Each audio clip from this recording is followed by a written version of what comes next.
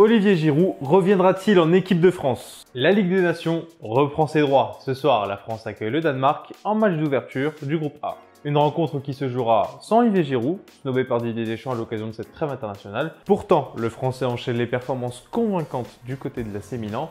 Il réalise tout simplement sa meilleure saison individuelle depuis l'exercice 2016-2017.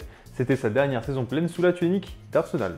Sur le plan collectif aussi, l'ancien Gunner s'en sort bien, avec en point d'orgue un Scudetto remporté avec les Rossoneri, le 19e de l'histoire du Milan AC. Alors vous me direz, pourquoi s'en passer?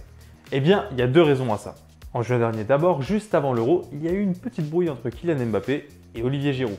À l'origine de celle-ci, une déclate du fer de lance milanais après le match France-Bulgarie, rencontre durant laquelle Giroud estimait que trop peu de ballons lui étaient parvenus, malgré son doublé. Une pique indirecte qui semblait viser le numéro 7 du Paris Saint-Germain et que Didier Deschamps a sanctionné cash. L'attaquant du Milan AC n'a plus remis les pieds à Clairefontaine après l'Euro, enfin jusqu'au mois de mars 2022, et une blessure de Karim Benzema. C'est justement l'autre raison, ça n'aura échappé à personne, le buteur madrilène est au sommet de son art cette saison. Et depuis son retour en sélection l'année dernière, il truste naturellement la place d'attaquant titulaire, une place longtemps occupée par Olivier Giroud, et c'est là tout le problème pour Dédé. En mars dernier, le sélectionneur tricolore se montrait sceptique quant à la capacité d'Olivier Giroud à accepter un rôle de second couteau, un comble pour l'ancien joker de Chelsea. Bref, difficile d'imaginer l'avenir en bleu d'Olivier Giroud tant que Karim Benzema sera dans les parages.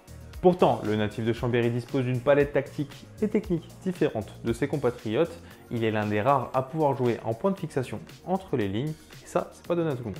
Mais l'éternel mal-aimé de l'équipe de France le dit lui-même, il ne peut pas acheter l'adhésion du public et visiblement, les choix de son sélectionneur non plus.